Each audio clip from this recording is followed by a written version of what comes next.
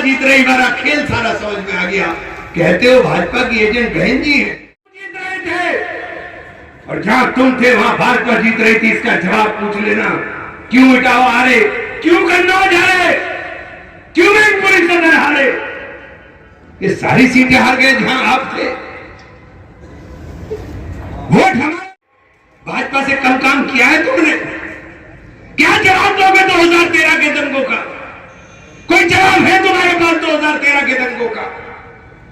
दंगों को हमने देखा, दंगों को हमने कहने लगे जो मदरसों का ड्रामा है ये भी अखिलेश की देन है। ये शासन आदेश 2016 का, उसी शासन आदेश के ऊपर भाजपा सरकार चल रही है। कि साथियों, किसी भी सूरत में, किसी भी हालत में समाजवादी पार्टी को अपना हमदर्द मत समझिए। अपनी खिराज मोहब्बत देते हुए उत्तर प्रदेश की पूर्व मुख्यमंत्री और हमारी नेता बहन कुमारी मायावती के क्रांतिकारी नेतृत्व में आगे बढ़ने का प्रण लेते हुए आज की इस सभा के अध्यक्ष जी, हमारे जिलाध्यक्ष वीरेंद्र जाटव जी,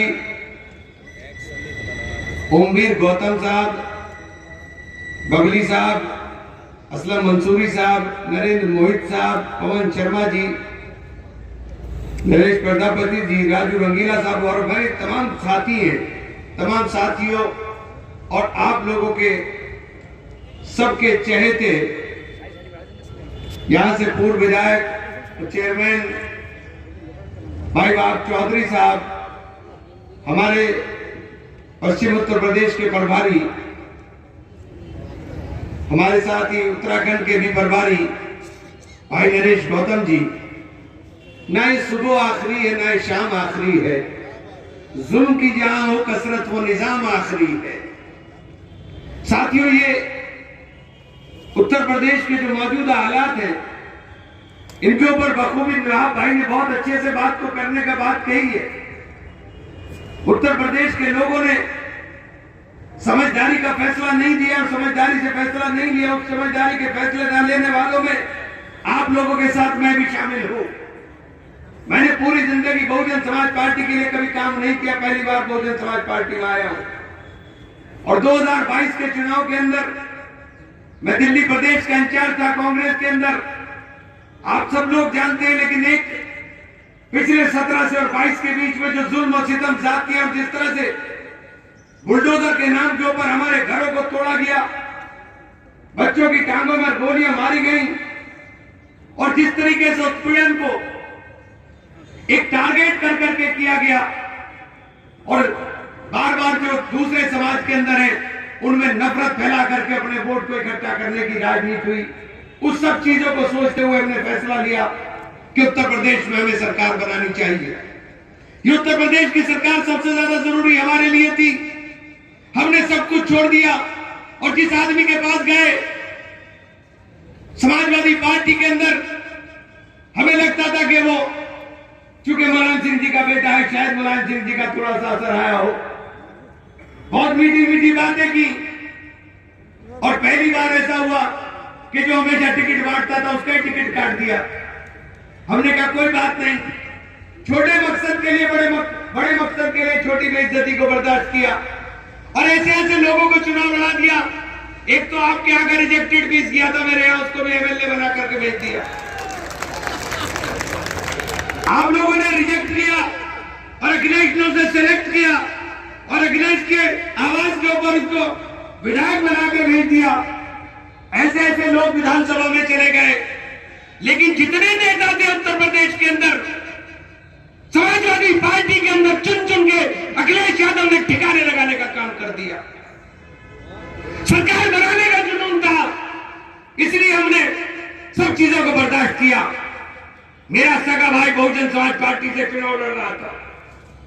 सगा भी छोड़िए, जुड़वा भाई एक घर में रहते, लेकिन उसके खिलाफ भी झंडा बुलंद कर करके मैं समाजवादी पार्टी के प्रत्याशी का प्रचार कर रहा था और वो मौजूदा चेयरमैन होते हुए भी कस्बे के अंदर भी वोट हासिल नहीं कर सका।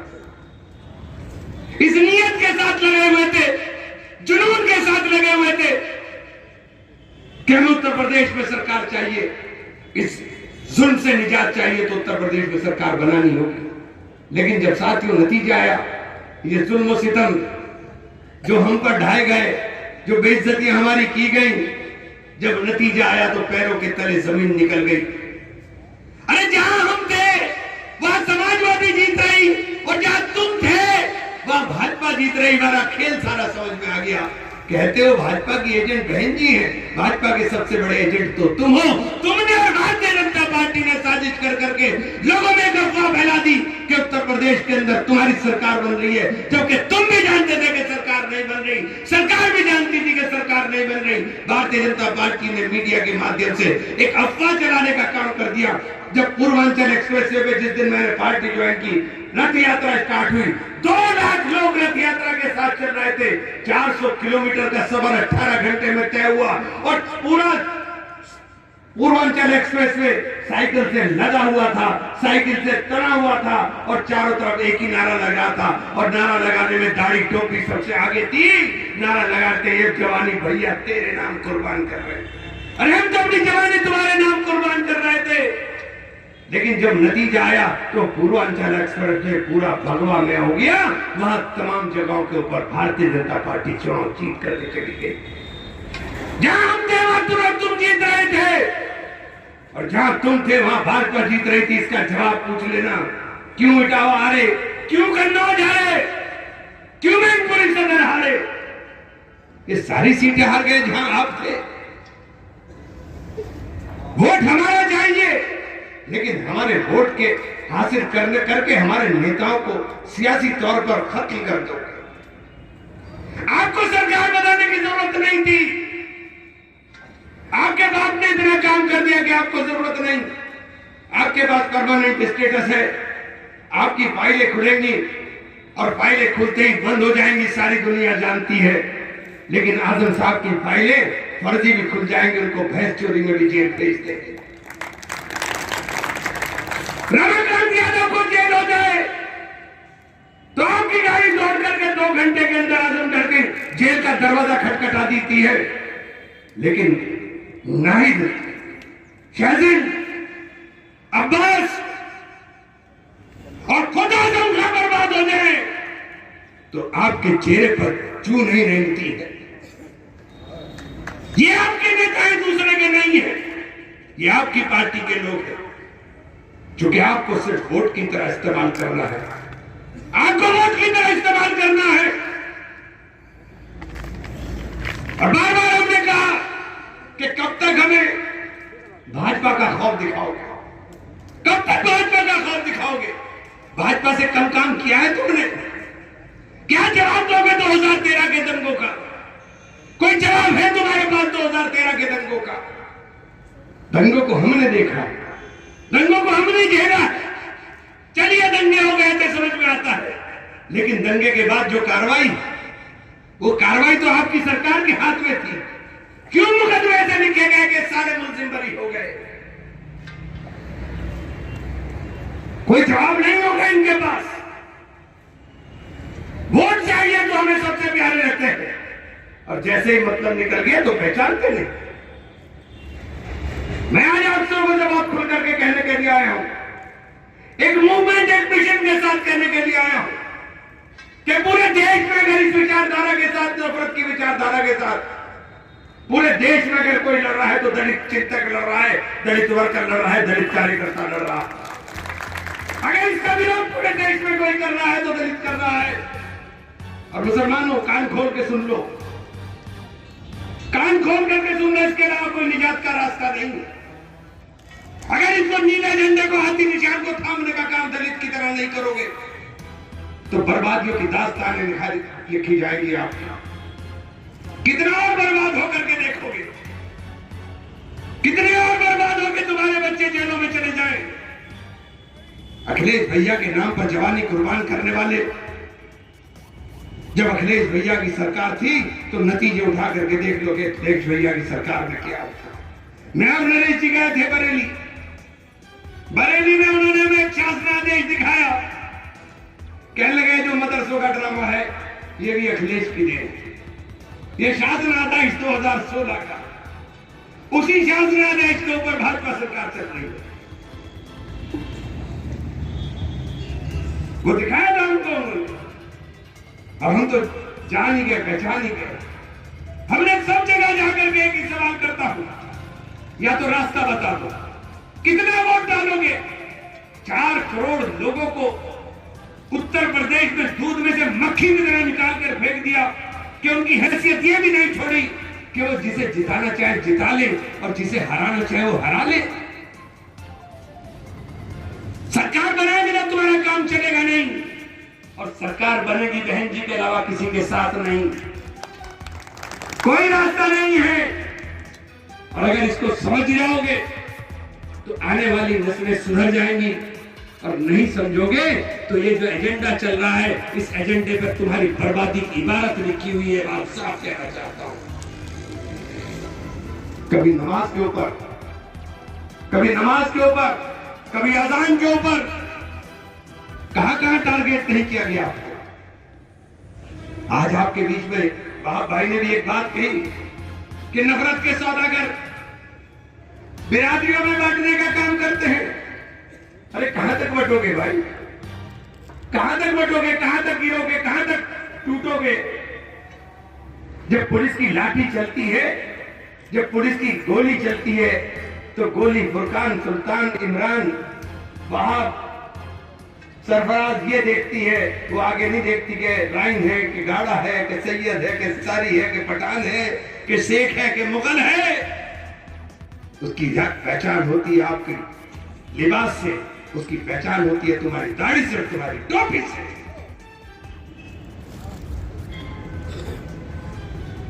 इसलिए ये बात कहना चाहता हूं कि मुंतशिर रहोगे तो कहलाओगे मोमिनो गाजी, मुंतशिर रहोगे तो किस्तों में सफाया होगा। और आज मुल्क की जरूरत है कि मुल्क के अंदर इस नफरत के माहौल को खत्म करने के लिए हमें बहुजन समाज पार्टी का झंडा थामना होगा। ये हिम्मत बहन जी के अंदर है कि वो खुल करके हमारे लिए बोल सकती है। आज तक एक भी बयान, एक भी सवाल हमारी बर्बादियों के ऊपर समाजवादी पार्टी के मुंह से नहीं फूट रहा है। अखिलेश जी ने मदरसों के ऊपर बयान दिया, विधानसभा के गेट के ऊपर, लेकिन जहां मुख्यमंत्री से सवाल आग में आग डाल के करना चाहिए था, वहां सवाल नहीं किया, वहां अखिलेश बाबू। जहां सवाल करना चाहिए वहां करते नहीं, और जहां बोलने से कुछ हासिल नहीं वहां बोलते हो और कह रहे हो मैं इसका विरोध करता हूं। आप विरोध करते हैं तो रास्ता भी बताइए कि क्या करें। बहन जी ने कहा कि तुमने कहा 7600 मदरसे अवैध हैं, तो क्या तुम इन मदरसों को सरकारी अनुदान की सूची में शामिल करोगे? तो सरकार को सांप सूंघ गया, क्योंकि बहन तुम्हारी मायावती थी जिन्होंने 100 मदरसों को अनुदान की सूची में शामिल किया, जिन्होंने अरबी फारसी यूनिवर्सिटी बनाने का काम किया। और बहन जी को कहते हैं कि बहन जी भाजपा की एजेंट, ना बहन जी, ना बहन जी का समाज। क्योंकि भाजपा सबसे ज्यादा दुश्मन अगर आपके बात किसी की है तो देश के दलितों की है, और सबसे ज्यादा नुकसान अगर किसी को हो रहा है तो देश के दलित को हो रहा है, जिसका आरक्षण धीरे धीरे धीरे धीरे जा रहा है। संविधान के ऊपर नौकरियां रख करके आपके आरक्षण को खाने की तैयारी सरकारें कर रही है। अगर ये नहीं समझोगे तो आपके लिए भी कहूंगा कि जो बाबा साहेब भीमराव अंबेडकर ने आपके लिए सपना देखा और जो तप आपके लिए किया, जो तपस्या आपके लिए की, उनका तप और तपस्या और बहन जी का संघर्ष और भाई और काशीराम का संघर्ष बेमाने हो जाएगा अगर आपने इस मूवमेंट को कमजोर करने का काम कर दिया। अरे आपकी पहचान नीला झंडा और हाथी निशान से है, हम तो अपनी पहचान भी नीला झंडा और हाथी निशान बनाने की बात कर रहे हैं। आप कहां बिरादरी की बात, आप कहां धर्म के ऊपर बंटने की बात कर रहे हो? और जो धर्म के नाम पर बांटने वाले लोग हैं वो सिर्फ वोट तक आपको धर्म के नाम पर चाहते हैं। जैसे ही वोट का रिश्ता खत्म तो आपको उनके घर में जाने की इजाजत भी नहीं है। इसलिए मैं आपसे कहना चाहता हूं कि चुनाव छोटे चुनाव हैं, लेकिन इनके नतीजे बड़े होने। चेयरमैन आपका होगा तो काम आपके होगा, चेयरमैन आपका होगा तो लोकसभा के अंदर तैयारी होगी, और उत्तर प्रदेश अकेली स्टेट ऐसी है कि अगर मुसलमानों तुमसे कह रहा हूं, तुमने झंडा थाम लिया बहुजन समाज पार्टी का, तो देश में भाजपा की सरकार नहीं आने जा रही। देश में भाजपा की सरकार नहीं बनेगी अगर यहां से 30-35 सीटें बहुजन समाज पार्टी जीत जाती। एक मुनज़्ज़म साजिश बहुजन समाज पार्टी के खिलाफ की जाती है और बहन जी को बीजेपी के साथ दिखाया जाता है, प्रचार किया जाता है कि बहन जी, चुनाव से पहले प्रचार हुआ कि बहन जी को राष्ट्रपति बनाया जा रहा है। राष्ट्रपति गया, फिर उपराष्ट्रपति बनाया जा रहा है, उपराष्ट्रपति भी गया, लेकिन चुनाव आपके हाथ से निकल गया इसी बेवकूफी के अंदर।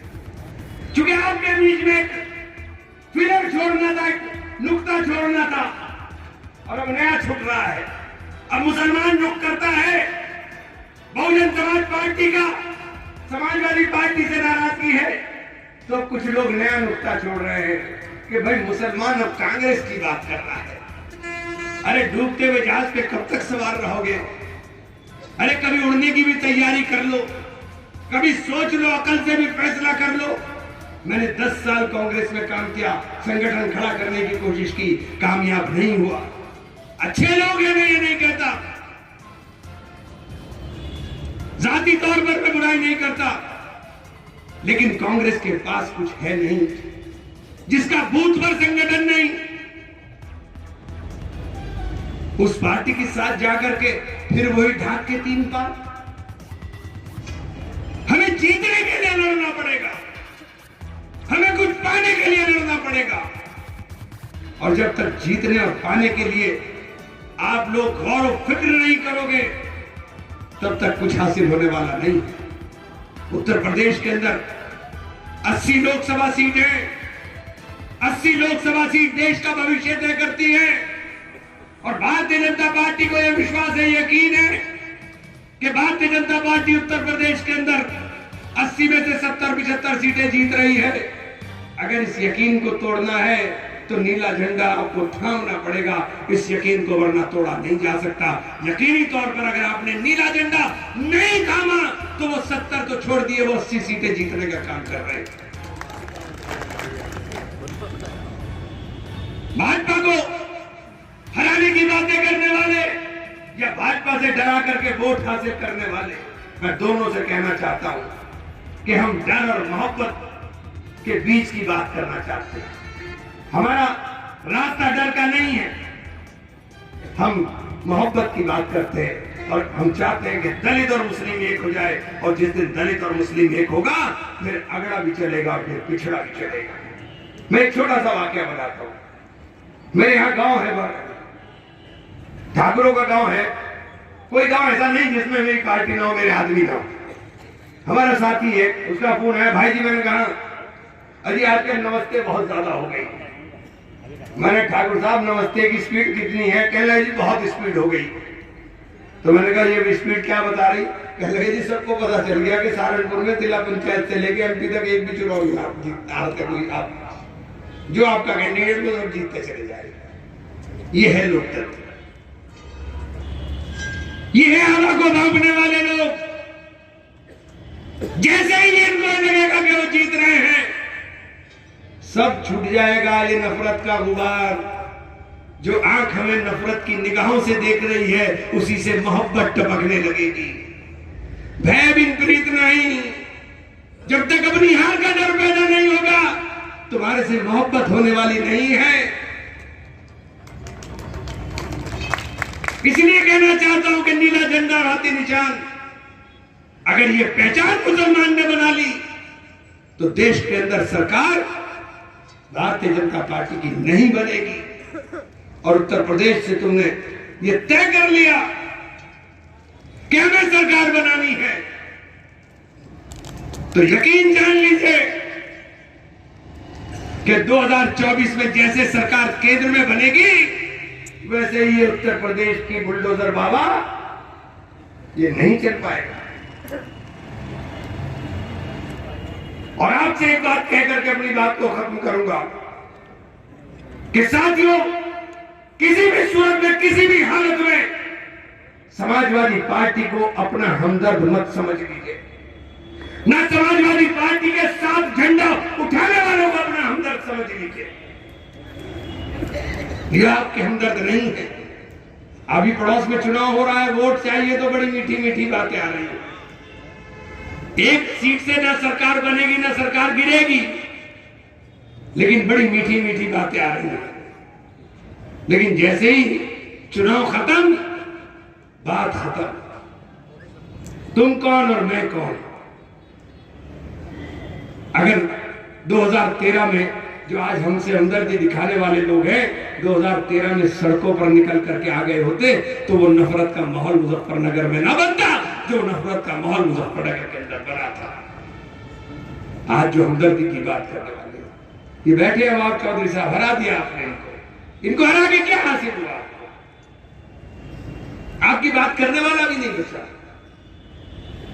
हरा सिर्फ इसलिए दिया कि इनके हाथ में नीला झंडा था। अगर ये जीते होते तो यकीनी तौर पर बात आपकी करते। इसलिए साथियों कहना चाहता हूं कि अगर तकदीर बदलनी है तो तस्वीर बदलनी पड़ेगी, और तस्वीर बदलनी है तो तदबीर करनी पड़ेगी। और तदबीर यह है कि नीला झंडा हाथी निशान अब हम सब की यही पहचान, यही तदबीर है। और अपनी नाराजगी का एहसास कराना सीखिए। जब तक नाराजगी का एहसास नहीं कराओगे, जिसको वोट दे रहे हो उसको डराओगे नहीं, तो ना तो आपसे वोट लेने वाला डरेगा और ना जो इसको वोट दे रहे हो वो डरेगा। आपका अमल ऐसा होना चाहिए कि लेने वाला भी डरे और आपसे कि जिसकी वजह से वो हार रहा है वो भी डरने का काम करे। इसलिए साथियों आप लोगों से इस उम्मीद के साथ इजाजत चाहूंगा कि आप तमाम तर लोग, क्योंकि हम नफरत की बात नहीं करते, हम मोहब्बत की बात करते। हमारा मकसद कभी समाज में नफरत फैलाना नहीं, हम मोहब्बत करना चाहते हैं। और अगर दलित और मुसलमान इकट्ठा होकर के झंडा लेके चलेगा तो यकीन जानिएगा कि अगड़ा भी, पिछड़ा भी, ठाकुर भी, पंडित भी, गुजर भी, सैनी भी, जितने भी जातीय बिरादरी के लोग हैं, सब बहुजन समाज पार्टी का झंडा उठाने का काम करेंगे। बहुत बहुत शुक्रिया, धन्यवाद। जय हिंद, जय भीम, जय भारत, खुदा हाफिज।